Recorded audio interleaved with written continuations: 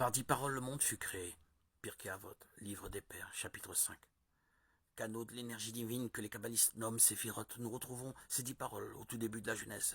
Et Dieu dit que la lumière soit, que les eaux se séparent. Tout comme la parole humaine véhicule et contient la pensée de celui qui l'a prononcée, les paroles divines, ce sont toutes les créatures qui véhiculent et contiennent la pensée du Créateur. Plus encore, sa présence. On peut donc affirmer que sa présence emplit l'univers, puisque toute chose, de la moindre cellule à la plus grandiose galaxie, est un habit, un mot qui exprime sa pensée. Il n'existe donc rien qui soit vide de sens ou autonome. Tout est habité, dirigé, minutieusement orchestré et contrôlé. L'Éternel est un. Et le but de l'homme sur terre consiste à déchiffrer le grand message du monde. Comprendre ce que Dieu a voulu dire par les monts et les mers, les fleurs et les oiseaux, les feux et les nuages. Comprendre et puis agir en fonction telle que le fit Abraham, notre premier père. Il traça pour l'humanité la route de la foi, foi qui mène à la connaissance. Car elle permet de lier la forme du monde à son sens profond.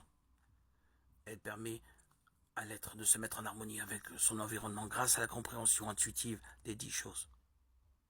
Elle amène au pied du Sinaï, où les 10 paroles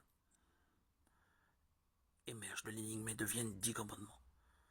Sachant cela, lorsque le péché aura quitté la voie de l'harmonie pour se fourvoyer dans les sentiers de la révolte, nous ne pourrons plus dire qu'il s'est éloigné de Dieu. Il n'existe aucun endroit loin de lui, sans lui. David l'a dit, si je sombre en enfer, te voici.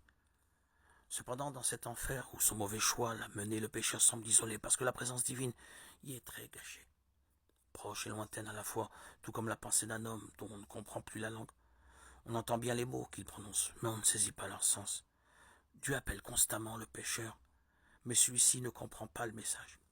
Qu'il se ressaisisse au moins, qu'il ressente son désarroi, qu'il rompe le silence et qu'il se mette à crier « Mon Dieu, je sais que tu es là, mais je suis égaré, je ne comprends plus, dévoile-toi, viens à mon aide. » Aussitôt qu'il s'est mis à chercher, à prier et à demander quelle que soit la profondeur de l'abîme dans lequel ses mauvaises actions l'ont fait sombrer, aussitôt qu'il crie « Où es-tu ?»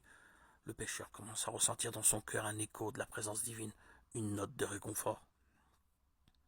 S'il persévère et se donne du courage pour faire au moins le pas qu'il comprend, il établit alors un dialogue avec Dieu. On lui montrera le chemin du retour.